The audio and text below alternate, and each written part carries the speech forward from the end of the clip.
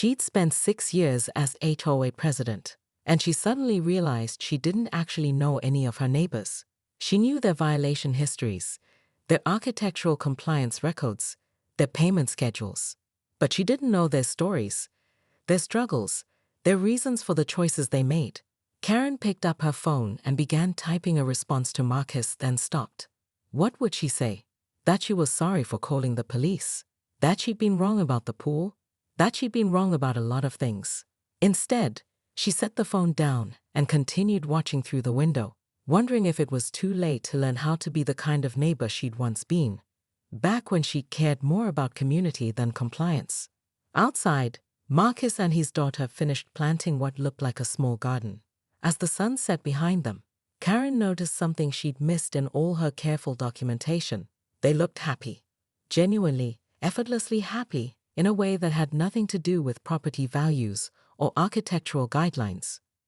For the first time in months, Karen began to wonder what that might feel like. The emergency HOA board meeting convened in Karen's living room at 7 p.m. sharp. Though convened was perhaps too generous a term for what amounted to an intervention. Margaret Williams, the secretary, sat rigidly in the wingback chair, her usual warm demeanor replaced by the kind of controlled tension that preceded difficult conversations. Tom Chen, the treasurer, occupied the couch's far end, while new board member David Park perched uncomfortably on the edge of the ottoman, clearly wishing he'd never volunteered for community service. Karen, Margaret began, her voice carrying the weight of their 15-year friendship. We need to address what happened this morning. What happened? Karen replied, straightening her shoulders, was that a resident circumvented proper HOA protocols, and I took appropriate action to ensure accountability. You called the police, Tom said flatly, on a man for removing his own pool. I called the police because proper procedures weren't followed. The architectural committee requires. The architectural committee, David interrupted, consulting his tablet, consists of 3 people, you, Margaret, and Mrs. Henderson, who's been in assisted living for 8 months. When exactly was this committee supposed to approve or deny anything? Karen felt the familiar tightness in her chest that had become more frequent since Robert left. Mrs. Henderson reviews all matters by email. I've been handling her responses as proxy, which is perfectly legal according to our bylaws. Karen. Margaret's voice was softer now, almost maternal. Patricia Henderson has dementia.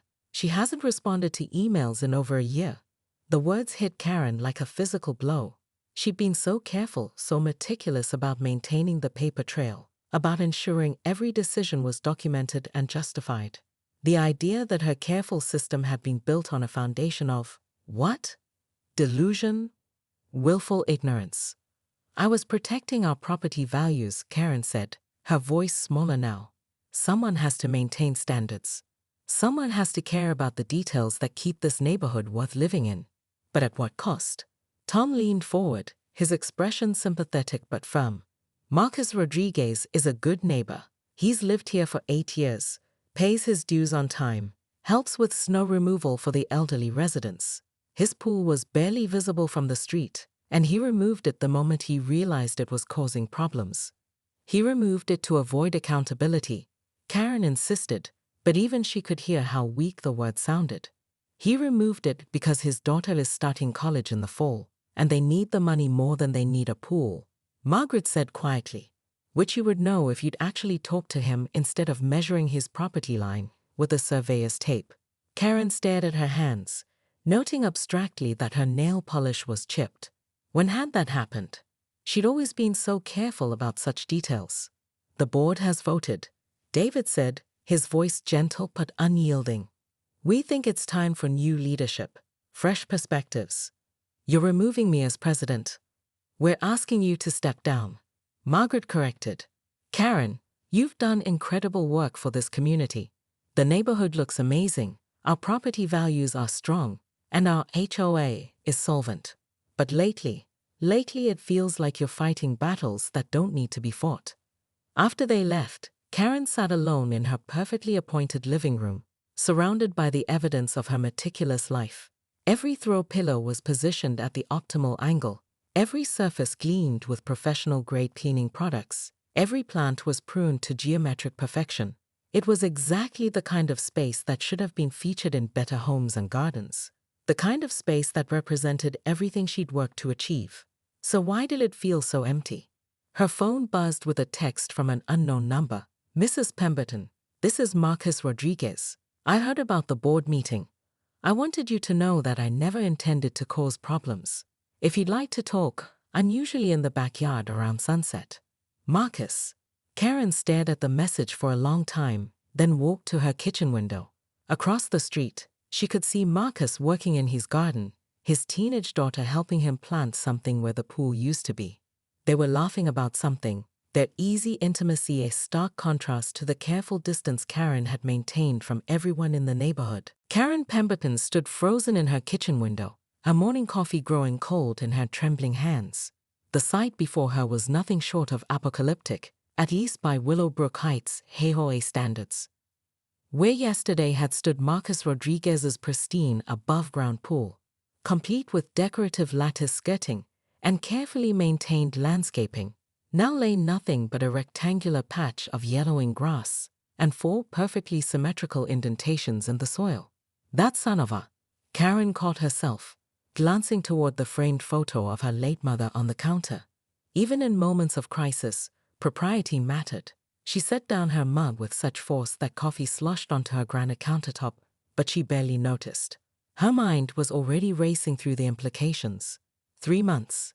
3 months she'd spent building her case against that pool, documenting every perceived violation, every potential safety hazard, every microscopic deviation from the HOA's 73-page architectural guidelines. She'd photographed the pool from 17 different angles, measured the distance from the property line with a surveyor's precision, and even commissioned a professional drainage assessment at her own expense, $800 that she'd planned to bill back to the HOA once they ruled in her favor. The pool had been 7 inches too close to the fence. 7 inches. The guidelines clearly stated 12 feet minimum clearance, and Marcus had the audacity to argue that close enough was acceptable. Karen had presented her evidence to the board with the thoroughness of a federal prosecutor, complete with laminated exhibits and a PowerPoint presentation that had taken her 42 hours to perfect. And now the bastard had simply removed it. Karen's phone buzzed against the marble counter. A text from her neighbor, Betty Chen. "Did you see? Marcus took down the pool. Crisis averted." Crisis averted. Karen's perfectly manicured nails dug into her palms. This wasn't crisis aversion. This was strategic surrender designed to make her look like the villain. She could already imagine the whispered conversations at the next board meeting, the sideways glances, the subtle implication that she'd been unreasonable all along. But Karen Pemberton hadn't served as HOA president for 6 consecutive terms by accepting defeat. She'd built her reputation on attention to detail, on holding every resident accountable to the standards that made Willowbrook Heights the most desirable neighborhood in the county. Property values didn't maintain themselves, and someone had to ensure that chaos didn't creep in through small compromises and willful ignorance. She grabbed her phone and dialed 911 with the same decisive energy she'd once used to call code enforcement on the Henderson family's unauthorized garden gnomes. 911. "What's your emergency?" "I need to report a crime," Karen said, her voice steady despite her racing heart. "Someone has destroyed property on my street without proper permits or notification." "Ma'am, can you describe the nature of the property damage?" Karen stared out at the empty space where the pool had been, already formulating her case. "It's complicated, but I have documentation. Lots of documentation." Officer Rodriguez, no relation to Marcus, though Karen had already mentally filed that unfortunate coincidence under potential conflicts of interest, stood in her living room with the patience of a man who'd clearly dealt with HOA disputes before. His partner, Officer Kim, took notes while Karen spread her carefully organized evidence across the coffee table like a general planning a military campaign. "Mrs. Pemberton," Officer Rodriguez said gently, "removing your own pool from your own property isn't actually illegal. But the permits," Karen insisted, gesturing toward a thick folder marked Pool Violations. And he never filed for removal permits. The HOA Architectural Committee requires advance notice for any structural changes, including removals. And Luke, she thrust a photograph forward. This pool was clearly dismantled in a way that violates municipal drainage codes. See how the water was obviously drained directly onto the ground instead of through proper channels. Officer Kim looked up from his notepad. Ma'am, that's a civil matter. You'd need to take it up with your HOA board or code enforcement. I am the HOA board. Karen's voice cracked slightly. I mean, I'm the president. The other board members are. They don't understand the importance of precedent. The officers exchanged a look that Karen had seen before, the same look the fire chief had given her when she called about the Martinez family's suspiciously large backyard fire pit, and the same look from the postal inspector regarding her concerns about the Thompson family's irregularly positioned mailbox. Mrs. Pemberton, Officer Rodriguez said, closing his notepad, we can't file charges for someone following proper procedures to remove their own property. If you have concerns about HOA violations, that's a matter for your association to handle internally. After the officers left, Karen sat alone in her living room, surrounded by the evidence she'd so carefully compiled. The silence felt different now, not peaceful, but somehow accusatory. She found herself staring at the framed photo of her and Robert on their wedding day, taken 32 years ago in the backyard of their first home. They'd been so young, so naive about the importance of maintaining standards. Robert had never understood her commitment to the HOA. It's just a pool, Karen, he'd said during one of their final arguments before the separation. Maybe if you focused half as much energy on our marriage as you do on everyone else's property values. She'd thrown him out 3 months later, right around the time she'd first noticed Marcus's pool placement issue. The timing hadn't been coincidental. She'd needed something to focus on. Something that mattered. Something she could control. Her phone rang. Karen, it's Margaret from the board, came the familiar voice of the HOA secretary. We need to discuss the Rodriguez situation. Several residents are concerned about the police involvement. Concerned? Karen's voice rose. They should be concerned about the precedent this sets. If we allow residents to make structural changes without proper oversight. Karen, honey, he removed the pool.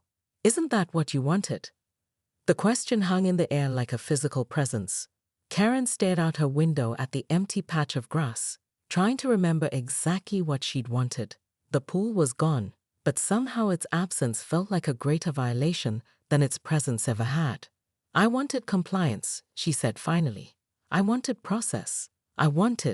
But she couldn't finish the sentence because she wasn't entirely sure what she'd wanted anymore.